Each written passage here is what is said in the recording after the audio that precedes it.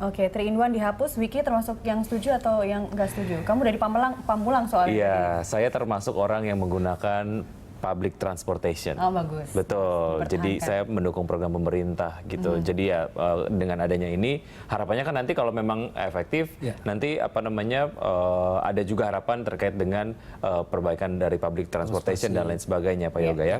Kita masih bersama Pak Budi. Ya, Pak Budi. Jika nanti besok ini adalah uji coba penghapusan 3-in-1 selama 1 pekan begitu. Apakah sudah ada estimasi begitu ya dari kepolisian akan ada muncul titik-titik baru nggak sebagai dampak daripada kemacetan dihapusnya 3-in-1? Seperti kita sama ketahui bahwa lokasi 3-in-1 itu kan dari mulai Patung Kuda ya, dari Patung Kuda sampai Bundaran Senayan, kemudian dari Kuningan sampai ke Semanggi. Nah, tentunya prediksi saya seandainya mungkin besok ada uji coba dalam rangka untuk penghapusan 3-in-1, berarti kan besok 3-in-1 tidak berlaku. Ya, prediksi saya mungkin ada suatu peningkatan arus lalu lintas yang selama ini mungkin bisa terpecah melewati Haji Mansur, KS Tubun, Arus Sunasai dan sebagainya. Begitu nanti mungkin masyarakat tahu bahwa tidak diberlakukan 3-in-1, ya kemungkinan ada suatu peningkatan arus lalu lintas di sepanjang Sudirman Tamrin. Artinya berarti di jalur 3-in-1 semuanya akan dilakukan uji coba pencabutan dari 3-in-1-nya ya Pak Budi ya untuk besok ya, atau di jalur tertentu saja? Iya, kalau konteksnya dengan penghapusan 3-in-1 tentunya uji coba pasti tidak diberlakukan 3-in-1 juga kan sama, betul. Oke. Baik. Ya, ingin juga mendapatkan pendapat lah ya dari kepolisian. Sebetulnya menurut kepolisian sendiri atau menurut Anda 3-in-1 ini efektif atau tidak sih Pak Budi? Ya jelas untuk mengurangi kemacetan empiris selama mungkin hampir 10 tahun lebih ya. Saya kira karena saya di lalu lintas juga sudah cukup lama. Berbicara masalah efektif dan tidak, saya kira relatif sekali. Yang jelas tapi yang jelas minimal bisa mengurangi kepadatan di sepanjang jalan tersebut itu. Walaupun mungkin kita tidak menutup mata juga, memang ada dampak sosial tadi, yaitu masalah joki-joki, termasuk juga permasalahan penyimpangan hukum terhadap anak dan sebagainya. Kemudian saran Anda untuk Pemda atau Pemprov apa dalam hal ini, Pak Budi, dari kepolisian? Kami mengharapkan juga seandainya nanti betul-betul itu 3-in-1 dihapus, memang kita mengharapkan kalau bisa kita nggak jadi masalah lah dihapus, tapi sebenarnya mungkin ada penggantinya. Beberapa wacana kan sudah digulirkan, nanti mungkin rencana ada salah satu adalah masalah IRP. Saya kira nanti kalau IRP ini bisa digulirkan sebagai pengganti itu, saya kira sangat efektif sekali. Tapi dalam rangka untuk melaksanakan IRP itu prosesnya kan cukup panjang. Pertama adalah nanti persiapan masalah SDM, kemudian mungkin sarana prasarana, termasuk juga masalah payung hukum, termasuk juga mungkin back office atau database juga harus disempurnakan juga. Terus informasi terakhir bahwa IRP pun tendernya juga belum dilelang juga, ini kan perlu proses waktu cukup lama juga. Artinya memang ya sebagai alternatif atau pengganti untuk mengurai kemacetan tadi memang secara infrastruktur belum tersedia begitu ya? Iya, belum. Baik. Ya. Pak Budi, terima kasih atas informasi yang sudah disampaikan. Semoga memang besok uji coba akan berjalan lancar ya Pak. Oke, terima kasih. Baik, selamat bertugas. Terima kasih Pak Budi. Dan tampaknya memang kami kepada kepolisian sangat berharap jika besok dirasa ternyata Jalan Sudirman Gatot Subroto sangat membludak ya, itu langsung dilakukan pengalihan arus. Betul, ada reaksi yang kemudian juga cepat dan kemudian ini bentuknya terhadap rekayasa lalu lintas yang akan dilakukan besok. Oke, terkait dengan tadi yang disampaikan oleh Pak Dodi di Tangerang, mungkin atau tidak sih kita nanti punya kebijakan yang membatasi kepemilikan, malah langsung spesifik gitu ya, kalau misalnya mau beli mobil mungkin ada disinsentif nantinya gitu, atau beli motor juga mungkin, atau enggak kayak gitu. Kalau kita bicara secara umum ya, teknis mengurangi kemacetan Jakarta secara luas, kan sebenarnya sudah ada 17 kebijakan yang disetujui oleh pemerintah pusat. Dalam hal ini juga antara lain adalah pembatasan pemilikan kendaraan. Nah, terkait dengan kebijakan 3-in-1 ini kan harusnya evaluasi kebijakan itu dilakukan, memang sudah ada waktu gitu 5 tahun, terus kemudian dipublikasikan kepada masyarakat sehingga akan diketahui apakah 3-in-1 tadi itu akan diperluas gitu kan ataukah dihentikan. Ini kan juga perlu masukan dari masyarakat gitu. Tetapi yang perlu saya garis bawahi, jangan sampai kebijakan itu diambil hanya gara-gara kejadian sesaat gitu. Ini yang menurut saya, apalagi kalau tidak ada kaitannya dengan masalah kemacetan lalu lintasnya. Gitu. Terkait dengan kajian-kajian ini, pengamat tata kota gitu atau pengamat transportasi dan lain sebagainya sejauh mana berkomunikasi dengan Pemprov ataupun Pemda lah ya terkait dengan kajian-kajian ini?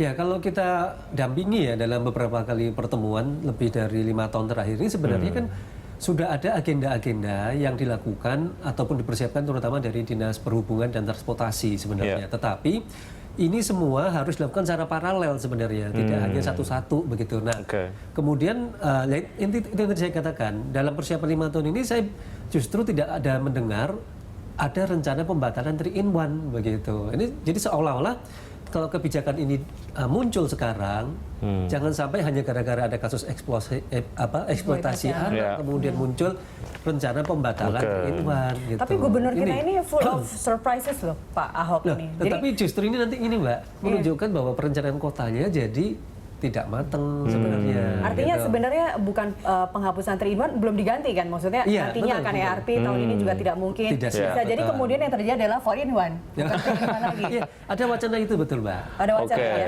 Memang ada wacana muncul kalau 3-in-1 nanti gagal itu diganti menjadi 4-in-1. Artinya dipersulit ya orang untuk masuk ke sana dengan jumlah 4. 3 aja susah apalagi 4. Itu orang juga pasti akan mikir 1000 kali lipat. Karena kalau untuk satu joki bayar 30.000, dia akan ambil 2 joki atau 3 joki itu 120.000. Lumayan. Betul. Jadi ini ada kaitannya dengan masalah sosial juga ini sebenarnya. Ini yang menurut saya juga harus jadi bagian dari pengkajian untuk evaluasi 3-in-1 ini. Kita akan menuju ke Pak Harsono di Pasar Rebo. Selamat siang Pak Harsono. Selamat siang Mas Vicky. Pak Harsono, apa yang ingin Anda sampaikan?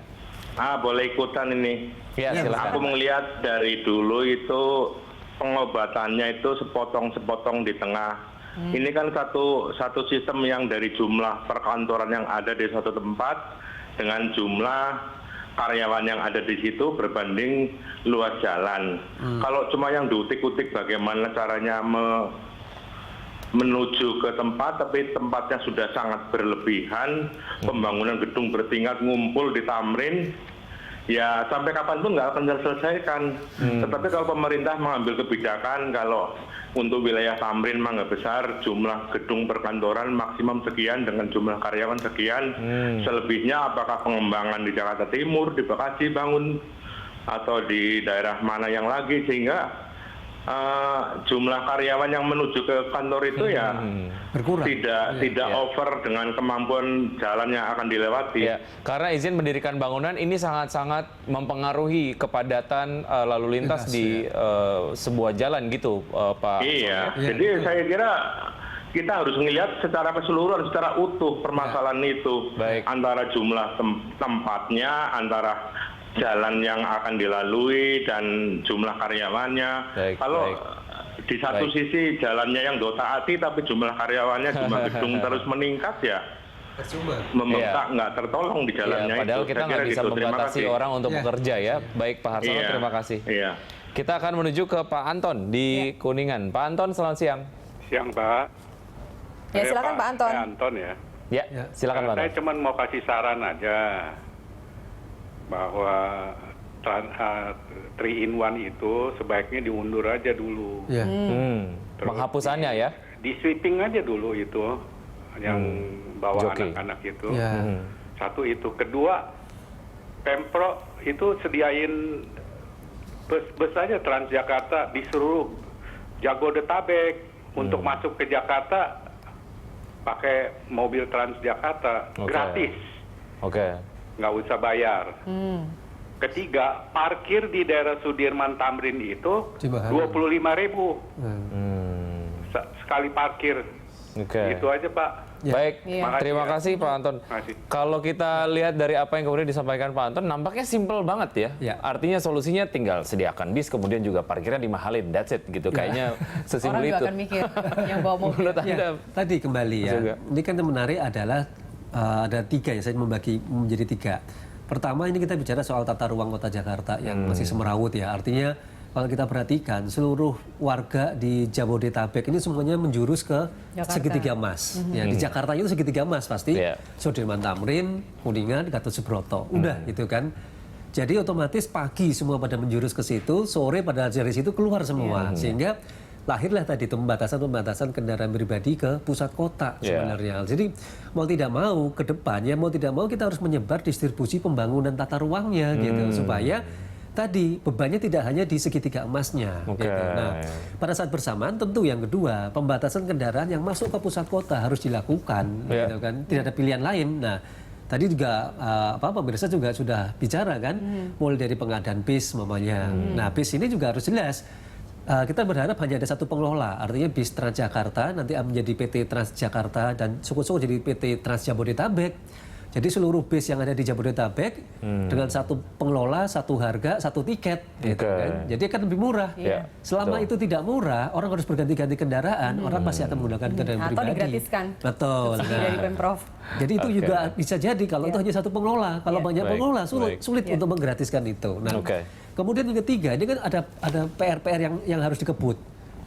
IRP ini kapan mau dipasang, gitu kan? Terus kemudian parking meter kapan ini akan disebarkan? Ini kan masih uji coba terus di Jalan Sabang. Kemudian tadi zonasi parkir dari pinggir ke tengah kota yang semakin mahal tadi, itu juga kapan akan dilakukan? Intinya ada dua.